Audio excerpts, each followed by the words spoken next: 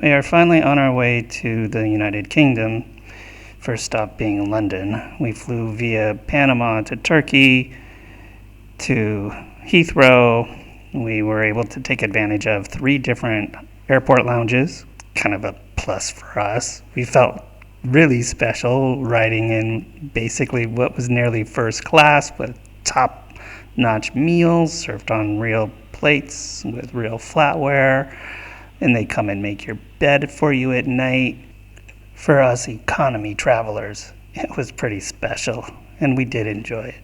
All right, we're in Covent Garden. Just walking around, getting our bearings a little for one day in London. We walked around for a little while, and then I actually found myself the backpack I've been looking for. So it's a pretty expensive Patagonia backpack, but I bought it and I'm really happy with it.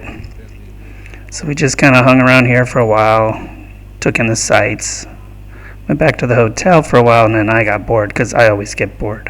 It was a nice day. People were out everywhere walking around. So I took a walk and actually came across Gray's Anatomy Museum, which was pretty gross, but also very interesting. That night we went to the old Cheshire Cheese pub, which is one of the oldest pubs. It's also a place that we took our kids way back in 2006.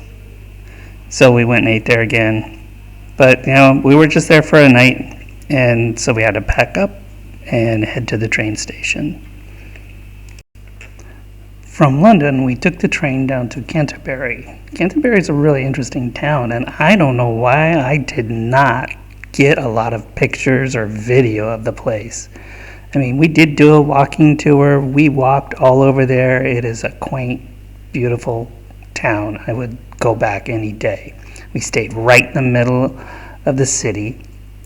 Now, there is one thing, the Canterbury Tales, which you may have heard of, and they have this, I don't know, it's a exhibit that recreates the Canterbury Tales and tells each of the travelers' stories.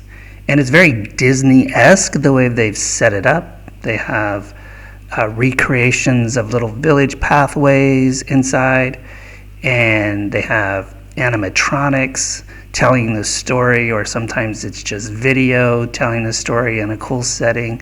I mean, it was neat and it was fine, but it's about the only thing I captured.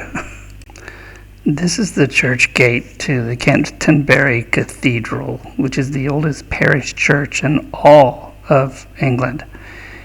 And it's also the site where St. Thomas Becket was murdered. It's an incredibly important place in the history of the country, and the only picture I got was of one gargoyle on the church.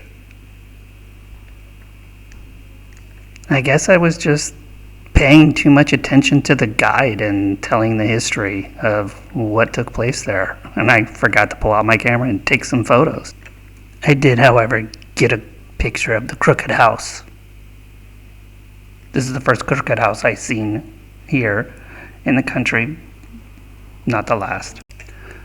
One of the things I didn't know about was that Canterbury was a major Roman city. It was one of the first cities that Rome built when they came to the island. It's full of all kinds of artifacts from excavations that they've done in the area, and they've actually dug down into the lower layer, because it's probably about 12 feet under the current street level, and they've exposed some of a Roman house and its private baths. So I'm currently in the Roman Museum because Canterbury was one of the first Roman cities here in Britain. It was basically quite important because Dover was close by and the River Stour led up this way to this particular place. So in like AD 45, this was a bustling town, and today you can still see some of the ruins that are still here and under the city itself. So you can see this is part of a house that was here at one point. What I find amazing is that they had something I learned that was amazing is that they had indoor heating by pumping hot air from an outdoor fire under the floor of the house. And with that, they were able to heat their homes. And you can see there's a mosaic still there. Not much of this here that you can still see as far as the Roman, but the whole city is still surrounded by the Roman wall. Just walking around the town is like walking through a museum. There's just the coolest buildings and architecture everywhere, lots of people, lots of things to look at. It's totally worth just going there and walking around. It doesn't cost anything to look at an outdoor museum.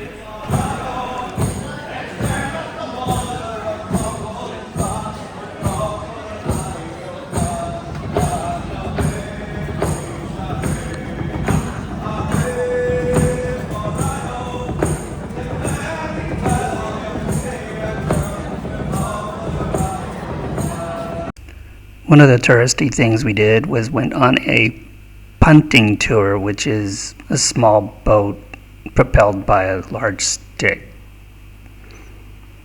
in shallow water. I'm familiar with Thomas Becket. Yeah, a couple of nods also. Who's been to the cathedral? Yeah, We walked outside. So, I'm sure you all know, but I'll give you a quick refresher anyway.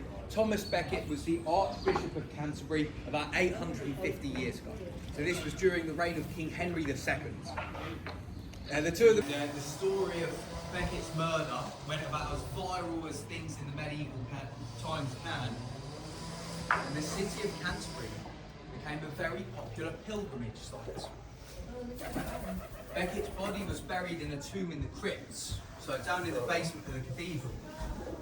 And from this point onwards, people from all over Europe would be travelling to visit Becket's tomb and repent for their sins. Now you may have noticed, folks, even if you've not been here long, Canterbury is quite... Spider tunnel. So, and he went on a little bit of a drunken rant.